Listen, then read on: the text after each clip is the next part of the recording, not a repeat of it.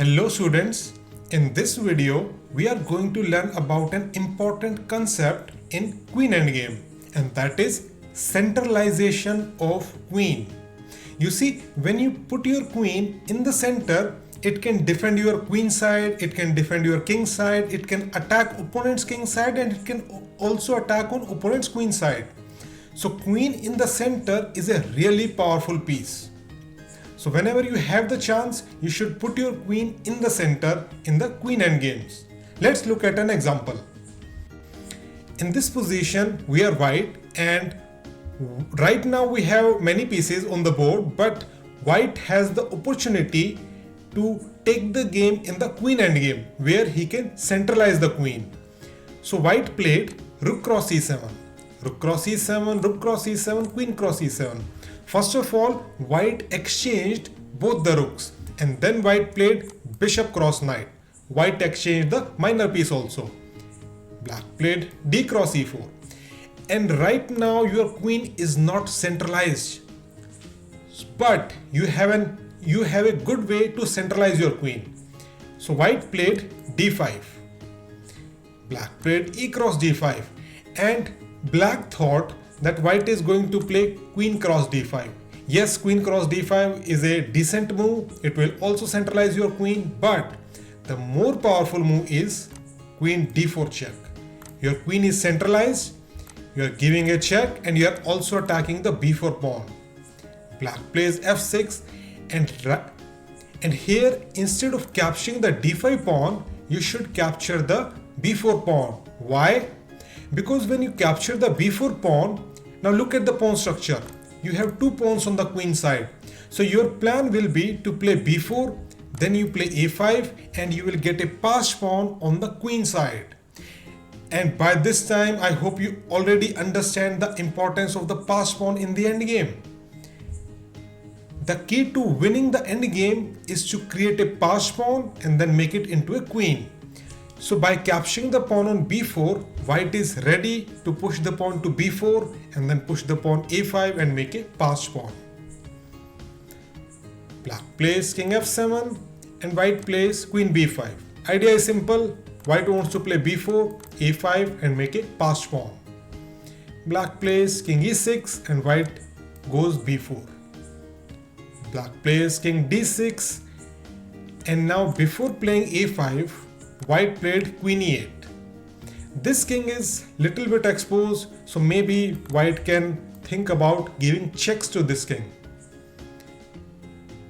Black played f5 and white played h4. White is not in a hurry. White knows that he will get a passed pawn on the queen side, so before making a passed pawn, he is improving his position on the king side. Black plays queen c4, attacking this pawn. And now white first gives a check. King c6, another check. And now black cannot play king c5 because of queen f8, checkmate. So here black is forced to play king d7. Now you take the pawn on b6 and black will take the pawn on a4. So white got a passed pawn on the b file. Now the plan is to play in such a way so that you promote that passed pawn. You have to push that passed pawn to the 8th rank and make a queen. So you start with a check. King e7, and you capture the pawn on d5. Not only you have a passed pawn, but it's an extra passed pawn. You have an extra pawn.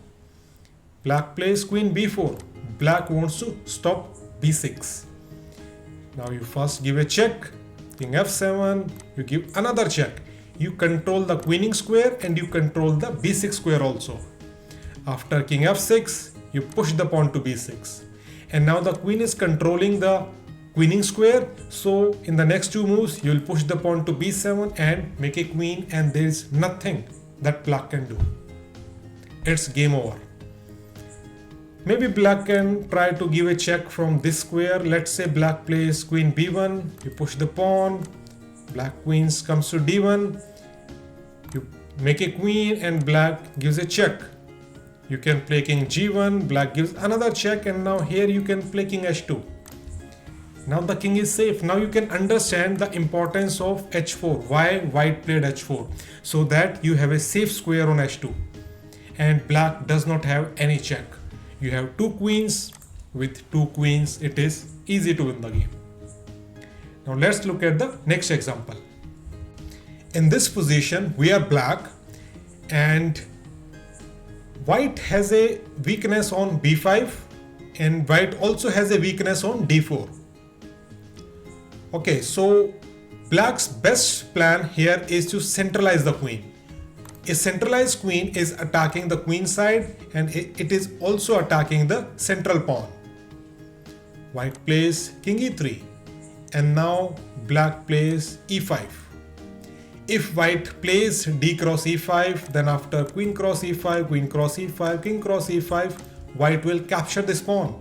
King d3, king d5, king c3, king c5, white will win a pawn and with an extra pawn it's an easy win. So here white cannot capture the e5 pawn, so white plays f4. You play e cross f4 check, king cross f4. And if you look at the pawn structure, yes, white has a passed pawn, but right now this passed pawn is blocked. Our queen is blocking the passed pawn. And if you look at this pawn structure, then we have three pawns here and opponent has two pawns. So our plan is to push these pawns and try to make a passed pawn. Black starts with king e6. After h4, black plays f6. Black wants to mobilize his pawns. White plays king e3 and here black played queen c4. Idea, black can go to d5 and then put even more pressure on the d4 pawn. After g3, black played g5. H cross g5, f cross g5 and now black can play h4 and black will get a passed pawn on the h file.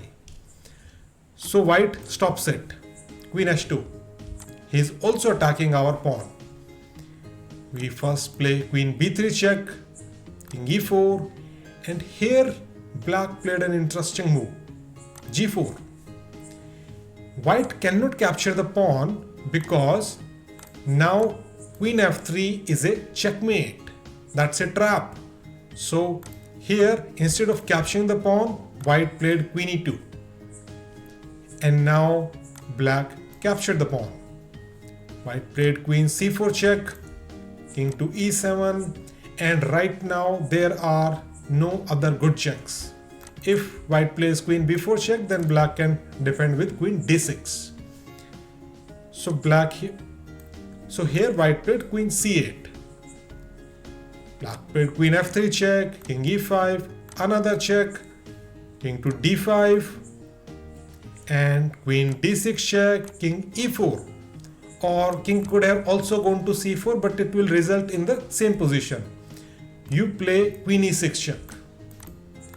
Now queens will get exchanged. After queen cross e6, king cross e6, you have an extra pawn and it's easy to win the game.